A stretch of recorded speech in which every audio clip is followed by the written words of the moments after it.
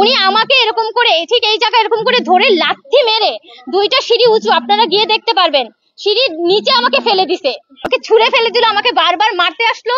এটা দেখে পাবলিকও ওনাকে তখন বলতেছিল যে আপনি ওনার উপর আক্রমণ করতে চাচ্ছিল, যে আপনি কেন মারতেছেন। উনি উঠে উঠে আমার উপর আক্রমণ করতেছে, আমার ফ্রেন্ডদের উপর আক্রমণ করতেছিল। উনি খুবই জঘন্য ভাবে তার গায়ে হাত দেয় এবং তার উপরে যেভাবে আমি এখনো ওর শরীরে সকল আঘাত রয়েছে, সকল প্রমাণ রয়েছে। ফেলে দেওয়ার পরে আমি মানে আবারও উঠে যাই, ওকে আবার আমাকে ফেলে দিয়ে ওকে আবারও মারতে যায়। তখন আমি আবার ওকে ধরতে যাই, তখন উনি আমাকে আবারও ফেলে দেয়।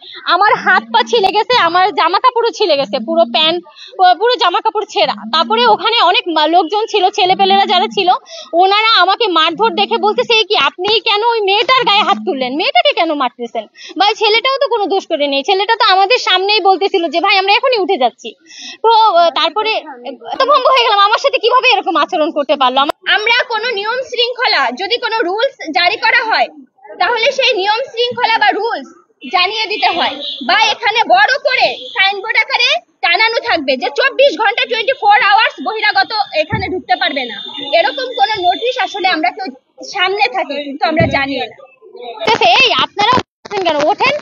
আমি সাথে সাথেই বললাম যে আমরা এখনই বের হয়ে যাচ্ছি, আমাদের 5 মিনিটও হয়নি বসছি, যদিও আমরা এখানে বসবো না, আপু অলরেডি উঠে গেছে আমরা যাওয়ার জায়গায়। কিন্তু আমাদের সাথে আরেকজন যে ফ্রেন্ড ছিল, ও ক্ষুধা লেগেছে বেশি, আপু খাইনি, আপুর বিরিয়ানির প্যাকেট এখনো সাথে, মানে ওই ছেলেটা খাচ্ছিল আমাদের ফ্রেন্ডটা। তখন বললো যে খাওয়াটা শেষ, আমি প্যাকেটটা করে আমি উঠে যাচ্ছি।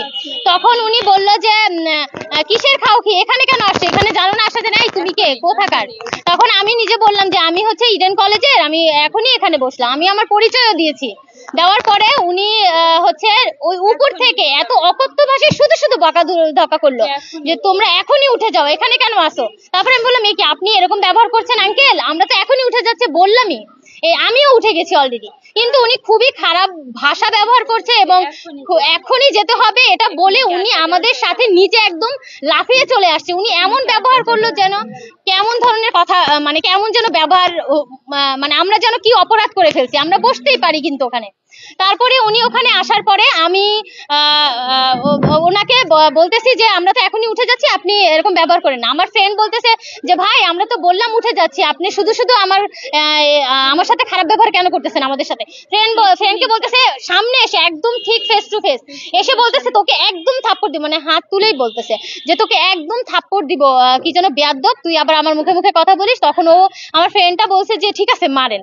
ওরে মারার কথা বলে ওই লোকটা ওই বেটাকে মানে আমার ফ্রেন্ডকে কলার ধরে লাথি মেরে নিচে ফেলে দিয়ে মারা শুরু করছে। তারপরে আমি হচ্ছে দাঁড়ানো, আমি সাথে সাথে আবার দৌড়ে গেছি, আমি অবাক হয়ে গেছি যে এমন একটা কথায় মারবে আমি বুঝতে পারিনি, আমি আবার সামনের দিকে তাকানো ছিলাম। আমি সাথে সাথে গিয়ে বলতেছি কি আপনি এইভাবে করে মারতেছেন কেন, এরকম কোনো ঘটনা ঘটেছে এখানে? দেখেন আমি একটা কথাই বলি যে ওই কলোনিতে ওনারা বলতেছিল যে বহিরাগত বসা যাবে না, তাহলে বহিরাগত না বসা গেলে বহিরাগত অনেক ভার্সিটির শিক্ষার্থীদেরও তো আপনারা রুমে জায়গা দেন, আপনারা সিট ভাড়া দিচ্ছেন, 15-20 হাজার টাকা করে মাসে পাচ্ছেন, তাহলে তারাও শিক্ষার্থী, তাদের যদি থাকতে দিতে পারেন তাহলে আমরা যদি যে একটু বসিও, তাই জন্য আমি কি এরকম অত্যাচারের শিকার হব? আমার উপর এটা হতে পারে? এই কলোনিটি আসলে ইডেন কলেজের সামনে, ইডেন কলেজের অনেক শিক্ষার্থী এই কলোনিতে রুম ভাড়া বা সিট ভাড়া নিয়ে থাকে। তারা আমাদের বোন হতে পারে, ফ্রেন্ড হতে পারে, জুনিয়র সিনিয়র হতে পারে, বা আমরা নিজেরাও হতে পারি। তারা যদি ইনস্ট্যান্ট অসুস্থ হয়ে যায় ওই মুহূর্তে আমাকে কি এলাও করবে না? যদি তখন এলাও করে তাহলে এই সিচুয়েশনে শুধুমাত্র কলোনিতে গিয়ে বসার কারণে আজ আমার এই বোন এইভাবে আমি ইডেন কলেজের সকল আপুদের বলবো যে আপনারা আজকে আপনাদের কারোর সাথে ঘটতে পারতো, কালকে যে ঘটবে না এরকম কোনো বিষয়ই না। আপনারা জানেন না হয়তো, কিন্তু এই সংবাদ সম্মেলনের পর আপনারা সবটা জেনে যাবেন। আক্রমণ করেছে, আমি আসলে ওনার পরিচয় জানি না, তবে উনি ওখানকার সমিতির কোনো বিশেষ পদে আছে এরকম কিছু শুনেছি।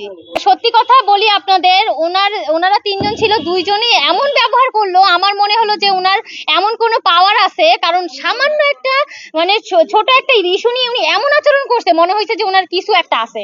মানে উনি শুধু শুধুই আমার সাথে লাগতে আসলো, আমাদের সাথে মানে শুধু শুধু আমি মানে আসলে আমরা যে পর্যন্ত যেতে হয় আমরা সেই পর্যন্ত যাব। ও যদি সঠিক বিচার না পায় তাহলে ও ঠিক যতদূর যেতে হয়, যতদূর যাওয়া লাগে আমি যাব। আমার সাথে যে আচরণ হয়েছে এটা সহ্য করার মতো। বর্তমান সময়ে এসে একটি মেয়ে, তারপর ওর পরিচয় তো জানে, আর স্মৃতি আক্তার পরিচয় জানা